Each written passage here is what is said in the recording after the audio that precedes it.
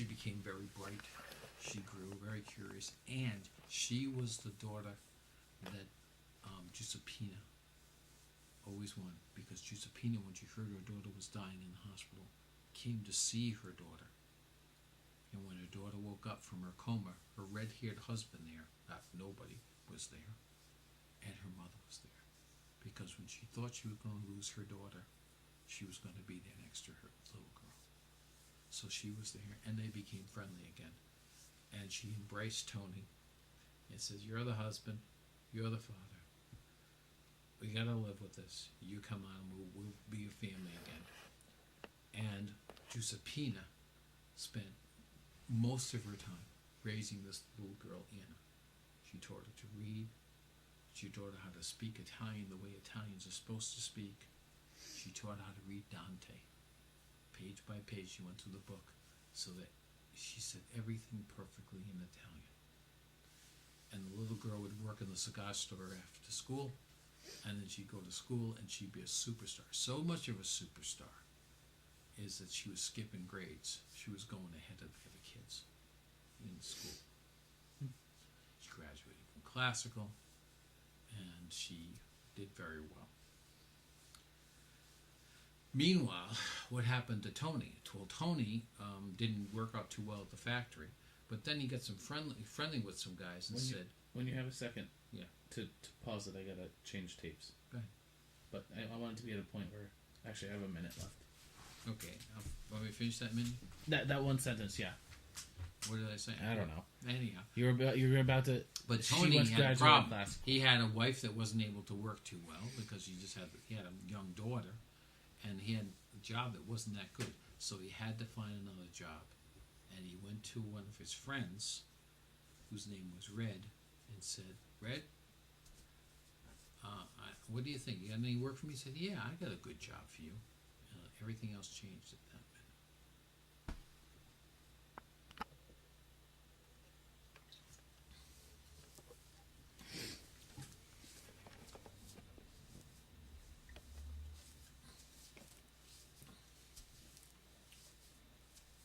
minute. Okay.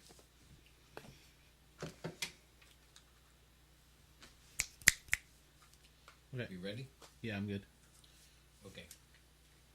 So now where are we? We talked about this guy, Tony, who's trying to find a job.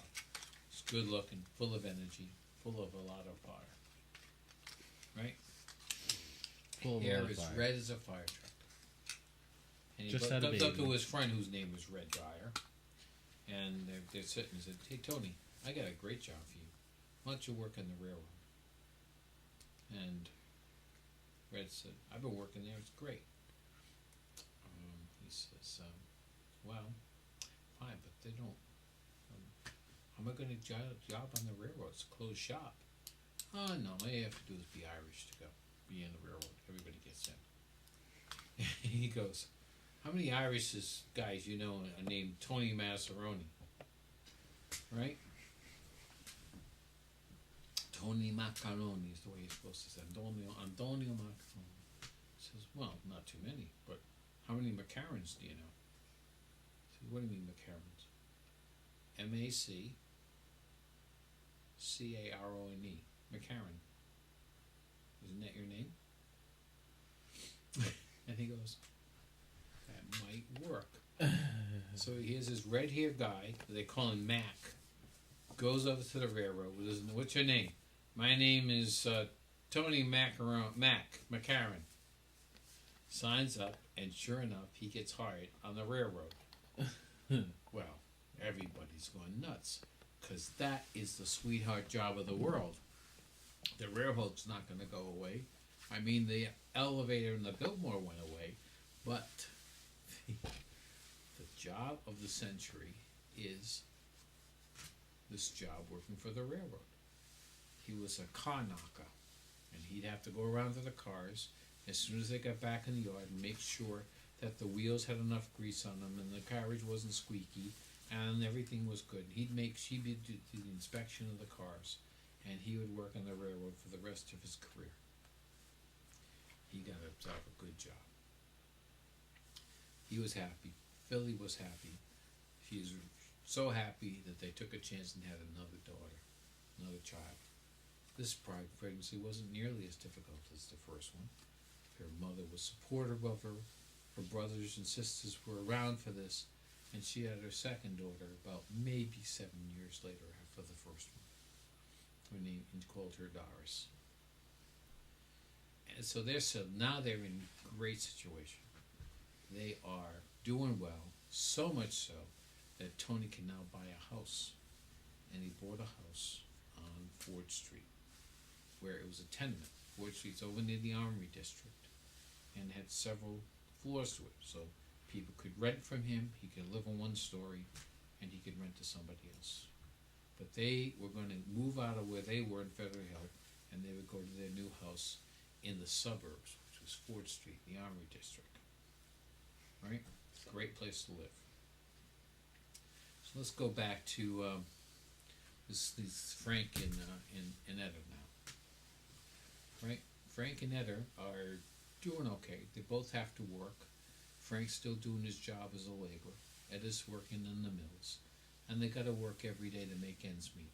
Frank doesn't have just as good a job as Tony, but he's working every day, and he's getting some work. And he comes home and drinks his bottle of wine, and he does okay.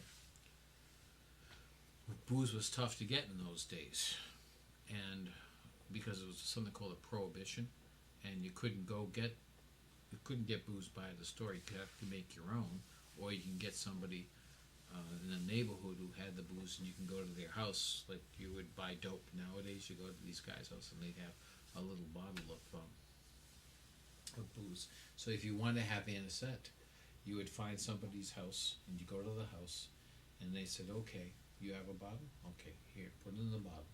What flavor do you want?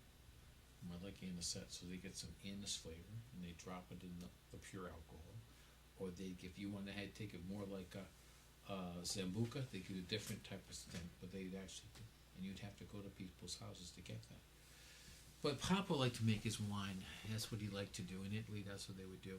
And he would like to really make his wine, but the houses he lived in didn't quite work out until they found a house that was available right over near Rowley Street, right over where Mariucci was living. They found a house over there, and they moved in there. And that was a great house. It had a bedroom for their boys. They had another son. After they lived on Ford Street, they moved again? It's a different family. This is Frank, you're back to it. Sorry. Frank and Etta. Ford Street is working out fine. But Frank and Etta move over to Chalkstone Avenue, where they have a house right near her sister, right near the beautiful girls, right near Uncle Felix, and right near Uncle Johnny.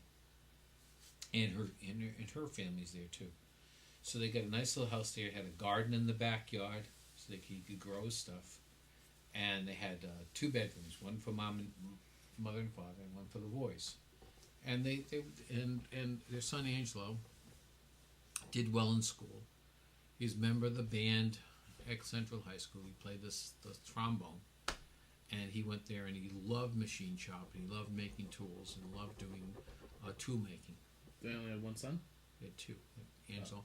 Henry came along a few years later. Oh, right. And they called him Enrico. Then World War II happens. And World War II is a problem because of a little issue that happened when Angelo and Henry were younger. What happened was that, I'm not sure it was Angelo or Henry, I think it was Angelo, got really sick. I don't know what he stepped on a nail or something happened, but he had an infection. He was very sick. So Frank would come home and said, Ed, what's the matter? Angelo's not well. He's sick. He's got a fever and he's burning up. He says, well, what are we going to do? What are we going to do? Well, we got to get a doctor for him. So they called she called her brother, and said, listen, you have a friend who's a doctor. Can he come to the house? And says, oh, I don't know. He won't come because you're not a member of our secret society. And what's the secret society? The secret society is the Friends of Benito Mussolini. So Papa said, well, who's Benito Mussolini? Oh, he's the guy who's running Italy right now. He made Italy so much better. It's powerful. It's strong. One of the most powerful countries in the world. Yeah, okay. So, can I get to see the doctor? Only if you join the society. So Papa signed up What do I got to sign? Just sign here. I support Benito Mussolini. So he signed, I support Benito. Now, can the doctor come? Yeah, the doctor come. Doctor came to the house. He's sick. Oh, yeah? What are you going to do? Give it time. There's no penicillin in those days. Give it time. Yeah, give it time. He'll be better. And sure enough, time goes by, and he does get better. Right? So, Papa said, great. No problem with that. The doctor was Dr. Frank Delicent. No, it wasn't this. Dr. Frank Fratantuano. Dr. Fratantuano was his name. Interesting story. So Fratantuano said, he's okay, no problem. And he went back and did his Mussolini stuff. Well, what happens after that? So Angelo gets stronger. He went to Central. Was I forget what sports he did, but he was very active at school. And he'd go to work after school, and he'd do the machine tool making. And all he cared about was going to join the army after high school was over. He finished high school in 1945, just at the time when the war was winding down. But nevertheless, he signed up for the military and decided to join up because everybody was joining up. Everybody in his class. Nobody was not there.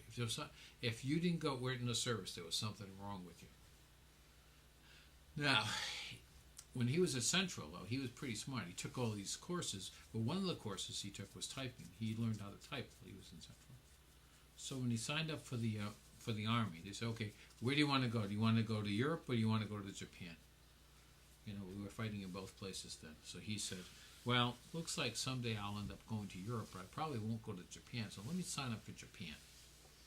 No problem. You can sign right here, and you can sign right up. Right? While he's waiting for the army thing to come through, they hear that Germany surrendered, and the war was over in Germany. Now, everybody's going to Japan, but he was out there. Why are they going to go to Japan? Because the Japanese wouldn't surrender. The Japanese wouldn't quit for anything. They were going to all die rather than surrender. So, what does President Truman decide to do? He says, okay, we're going to invade Japan, and we're going to get 500,000 Americans on small boats, and we're going to invade Japan, and we're going to destroy your whole island. So they said, come and get us. You know? So they needed an air base close to Japan. And there was this island called Okinawa, and there's an island called Iwo Jima. And both of them went too far off the coast of Japan. So the Americans went to Iwo Jima, landed on Iwo Jima, and tried to take that over to put an airport in there. They got clobbered. The Japanese would not give up. They were dug into the ground. They were shooting everybody. They would walk past, the Americans would walk past, and they'd turn around and shoot them in the back. They didn't care. They were all going to die anyhow. They might as well kill a few Americans while they were at it. And their pilots were so crazy for this love of the emperor and love of Japan that they didn't have enough firepower to sink the American ships. All they could do is put guys on a plane and put their soldiers on the planes, have the pilots take the planes in the air and smash their planes into the ships to try and sink the American ships. They'd have a few bombs on the planes, but they'd do a crash right into the ship itself. Kamikazes, and they would kill them.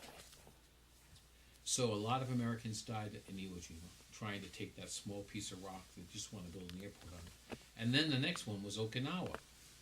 And the same thing happened. And Americans invaded Okinawa. They came in boats upon boats, and they were invading Okinawa. And it took a long time to go through the whole island. But eventually they killed all the Japanese, or the Japanese killed themselves, and a lot of Americans died. So now Japan had nothing left in the Pacific Ocean. After they had conquered the whole Pacific Ocean, now they had nothing left except Japan itself. And then the Americans were going to invade Japan.